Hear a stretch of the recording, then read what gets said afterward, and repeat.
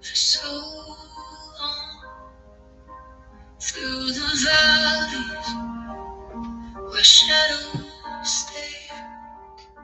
My heart grew cold, my spirit weak, but deep inside I heard you speak. You are the one who leads me home, no longer lost, I'm not alone. Bring me back, I'm on my knees, to the place where my soul finds peace. Open arms, where grace flows free.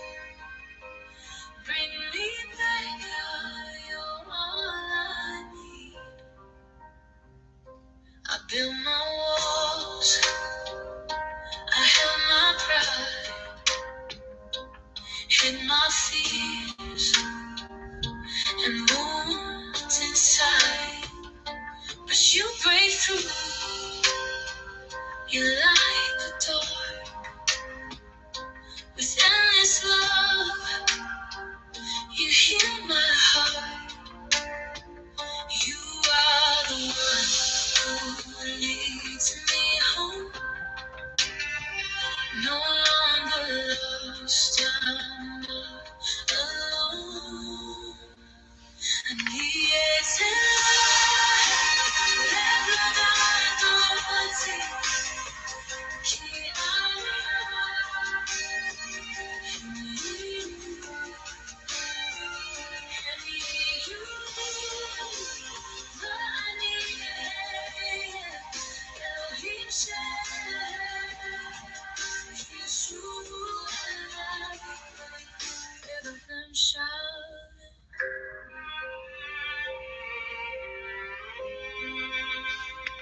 though I have strayed, you've never let go.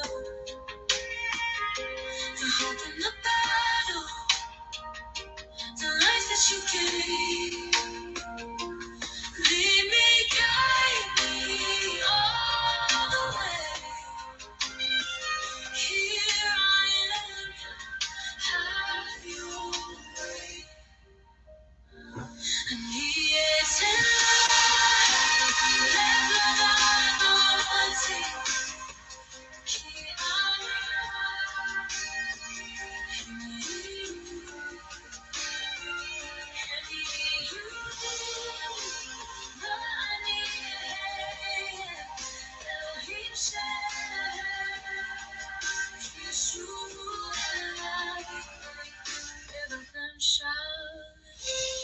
Bring me back, I'll never stray.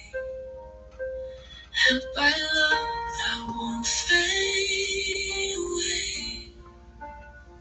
Forever yours, I'll always be. And bring me back, set me free.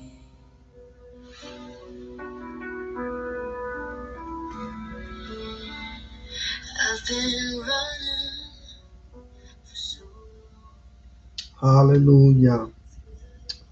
Blessings to all. I would like to do tefillah. Baruch atah Adonai Eloheinu melech haolam asher kiteshanu b'mitzvotav v'tzivanu ad debri Torah. Blessed are you, eternal, our Elohim, sovereign of the universe, that has sanctified us with your commandments and has ordained us in respect for the studies of your word of the Torah.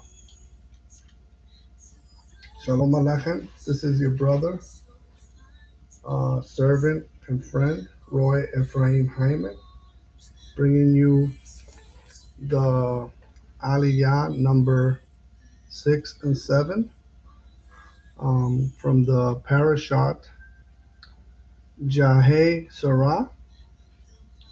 If you want to look in for the Haftarah, 1 Kings chapter 1, verse 1 through 31.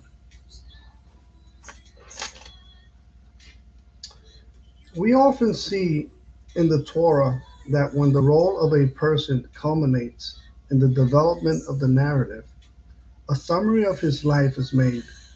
Although that person has actually continued to live for many years more, once that Abraham, at the age of 140, had arranged the marriage of Isaac, the faith of the Jewish people advanced to the next generation, although Abraham reached the age of 175. Now, the Torah summarizes the rest of Abraham's life, mentioning only that he remarried, that he assured the well being of the children he had with his second wife, and who was later buried by his sons, Isaac and Ishmael.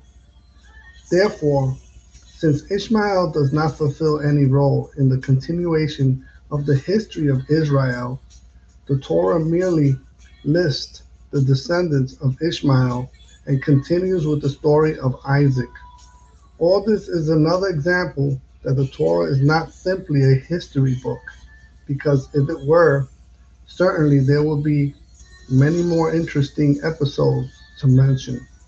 But since it is the history of the development of the chosen people to which Mashiach will come from, all the events in the sidelines are not part of that main theme and narrative. Summarizing Genesis chapter 25, verse 1 through 11. After the death of Sarah, Abraham takes another wife, Keturah is her name, who bears him 6 children. From one of them will come the Midianite people. Isaac receives all of Abraham's possession. The sons of his concubines receive gifts and are sent to the land of the east, far from Isaac. Abraham dies at the age of 175, and his sons Isaac and Ishmael bury him in the cave of Machpelah, next to Sarah. After Abraham's death, Isaac is blessed by Elohim. At that time, he lived in Bir Lahai Roi. Let us begin reading. Genesis chapter 25, verse 1. Abraham again took a wife again, and his name was Keturah.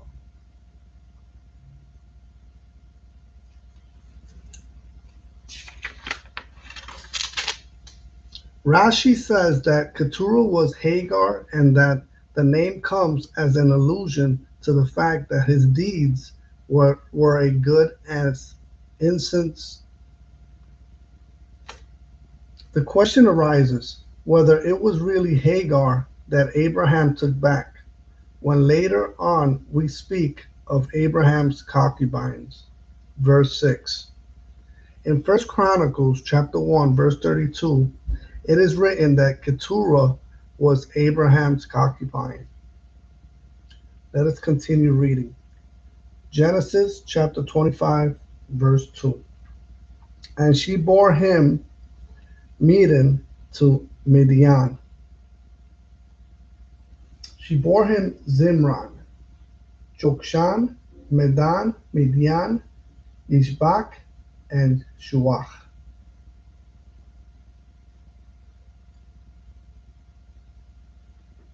The Midianite people descended from Keturah.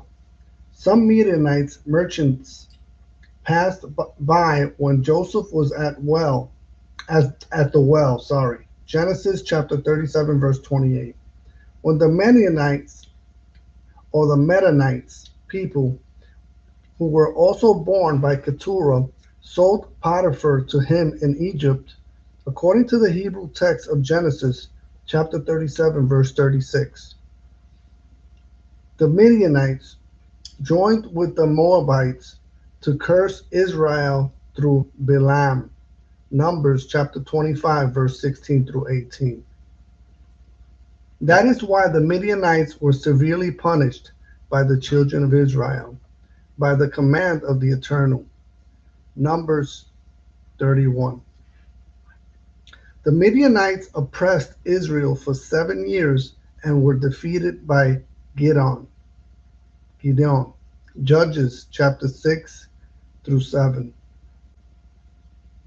Let us continue reading. 3 through 5. Jokshan fathered Sheva and Dan. The sons of the Dan were Ashurim, Lithushim, and Lumim. The sons of Midian were Ephah, Epher, Hanok, Avida, and Eldah. All these were descendants of Keturah. Abraham gave to Isaac all that he possessed.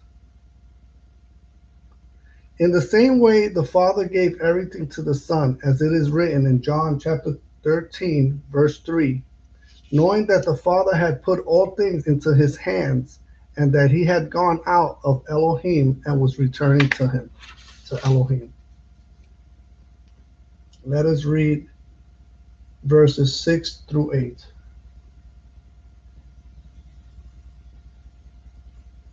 But unto the sons of the concubine, which Abraham had, Abraham gave gifts and sent them away from Isaac his son, while he yet lived, eastward unto the east country.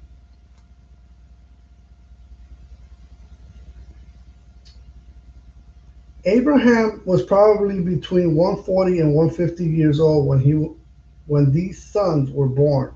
So we must conclude that the rejuvenation given to Abraham by Adonai as it regards the birth of Isaac carried over for many more years, which it no doubt did. Which Elohim all with Elohim all things are possible. This having been accomplished, the nations of the earth, represented by Keturah and her sons, will be raised up as children of Abraham and receive their inheritance, which speaks of the Kehilot, Judah and the lost sheep of the house of Israel. There is a vast difference in mere gifts than the entirety of the inheritance. In the natural or literal sense, the same holds true. Those who follow the way of the Torah can have no fellowship with those who follow the way of the flesh. Verse 7 and 8. These were the years of Abraham's life, 175 years. Abraham expired and died in a good old age, old and full of days, and was gathered to his people. Abraham was born about 2 years after the death of Noah, and was contemporary with Shem, Noah's son, for many years. Few men in history, if any, have affected the world as did Abraham. That which characterized his person and his life was that of faith, and we speak of faith in Mashiach and what Mashiach would do to redeem the fallen sons of Adam's lost race. It could be said of him as it was said of Paul, he fought a good fight, finished the course, and kept the faith.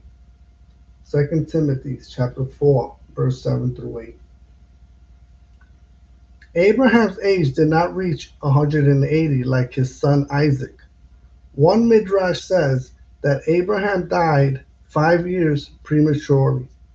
The reason is that for his old age to be good, Genesis chapter 15, verse 15, he could not see the apostasy of his grandson Esau, who rebelled at 15 years of age, as it is written in Isaiah chapter 57, verse 1.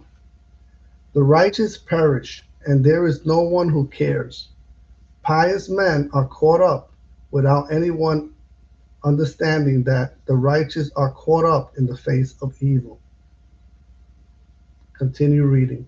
Genesis chapter 25, verse 9. His sons Isaac and Ishmael buried him in the cave of Machpelah, in the field of Ephron, the son of Zohar the Shittite, which is opposite Mamre.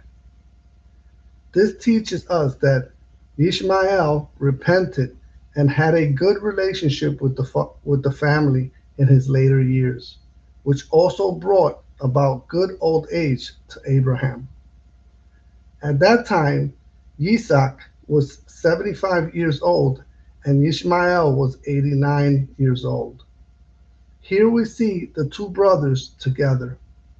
It's a sign that perhaps Abraham was able to see his sons reconciled at the end of their days. It is good to jump over the differences between siblings. The Eternal gives us each place in the world. Let us never covet our brother's place. Let us seek to give all honor to Adon from the place where we were placed by him. Continue reading. Genesis chapter 25, verses 10 and 11. The field which Abraham purchased of the sons of Heth, there was Abraham buried, and Sarah his wife. This burial plot alone belonged to Abraham and Sarah when they died. However, that burial place proclaimed to all that one day the entirety of the land, which would ultimately be called Israel, would belong to him, and it yet shall in the coming kingdom age. Verse 11. And it came to pass, after the death of Abraham, that Elohim blessed his son Isaac, and Isaac dwelt with Roi, Roi. Isaac takes his father's place after his death.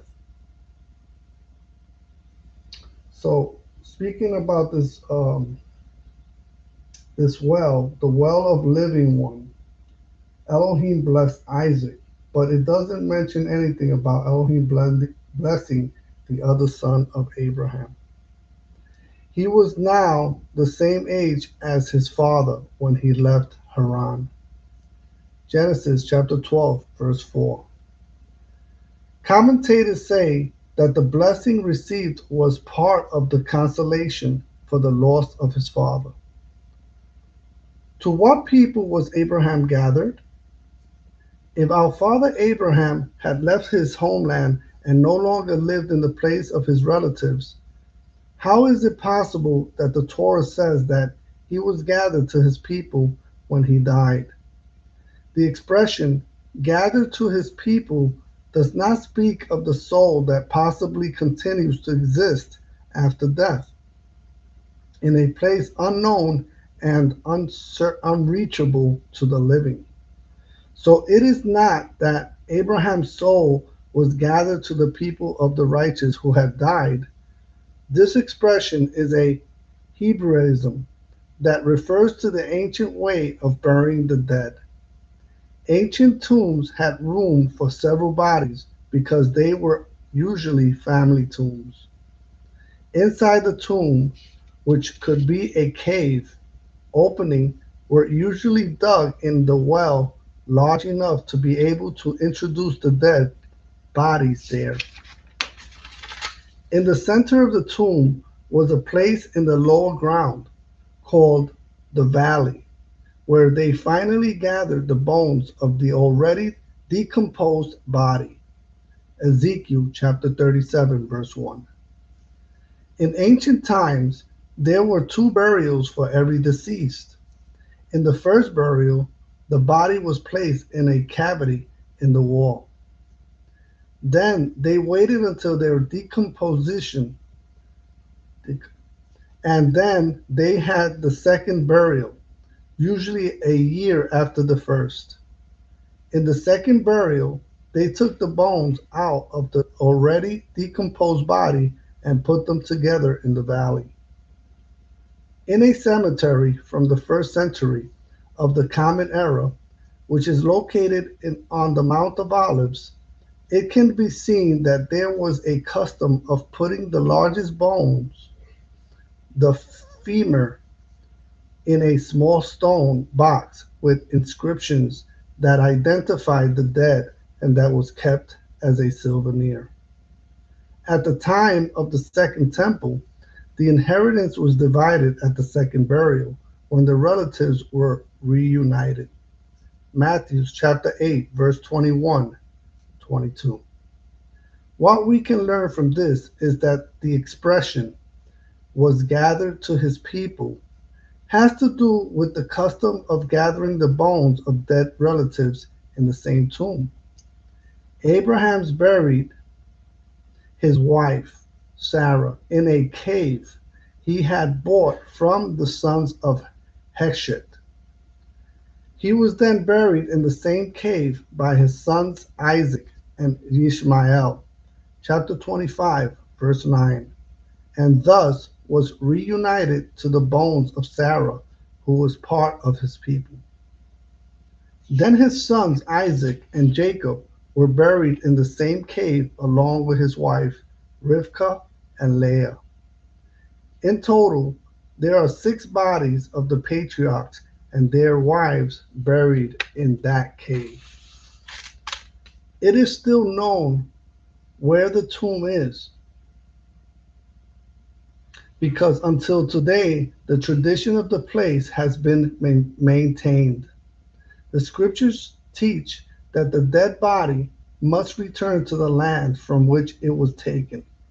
Genesis chapter 3, verse 19, which means that cremation is not an option for one who fears the eternal. Follow the example of your father Abraham and do not accept cremation. May the one who blessed Abraham, Isaac, and Jacob bless you so that you can fill your days according to his purpose for your life and not allow you to die before your time. May it be pleasing to him, and let us say amen. We will continue the seventh AliYAH found in Genesis chapter 26, verse 12 through 18. Ishmael has 12 sons who became princes. He then dies at the age of 137.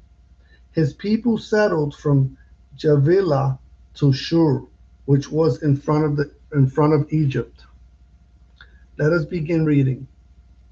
Genesis chapter 25, verse 12 through 17.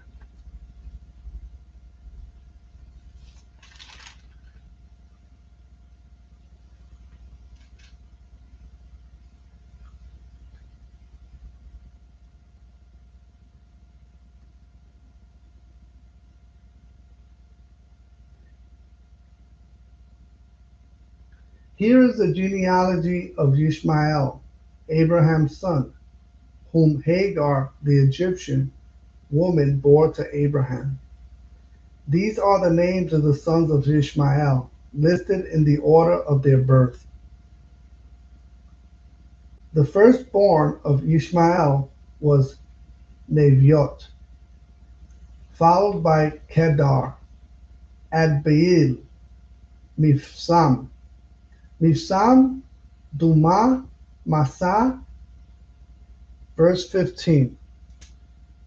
Hada, Taima, Yitur, Naphish, and Kedma, Mafir.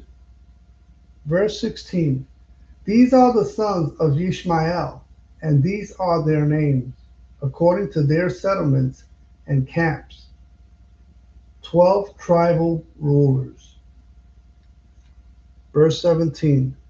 These were the years of Ishmael's life, 137 years, and he expired and died and was gathered to his people.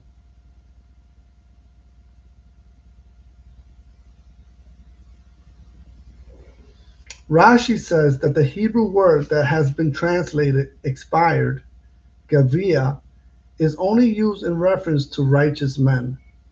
So Ishmael died as a righteous man because he repented of his sins. So, in conclusion, what can we see in this parasha?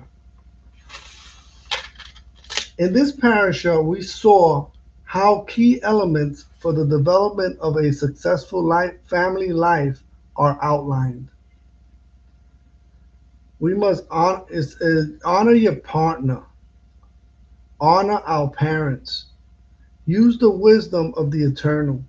Let us help our children with the wisdom given by Yod He Vav He, and seek peace in the home. Praise be to Yah. May May you all have a wonderful Shabbat, Shalom Aleichem, and be blessed today in this glorious day.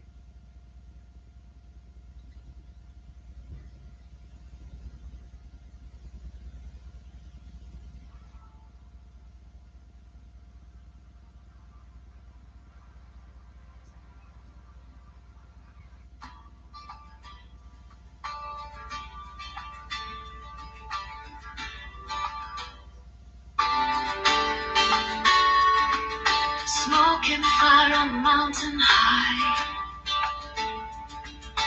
Thunder rolls across the sky.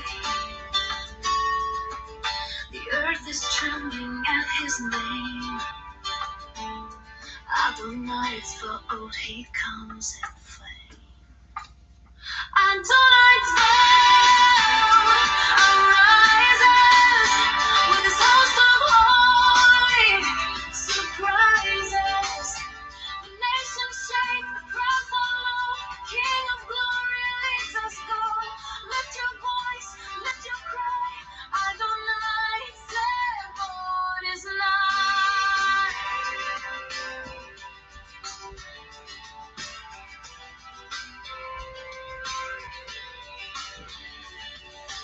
Out of Zion, truth goes forth. His sword of justice strikes the earth. The captive run into his light. He shatters chains, he wins the fight. And tonight's battle arises with his host of holy surprises. The nations shake, the proud follow. The King of glory leads us go. Lift your voice, lift your cry. Adonai Tzvaot is nigh.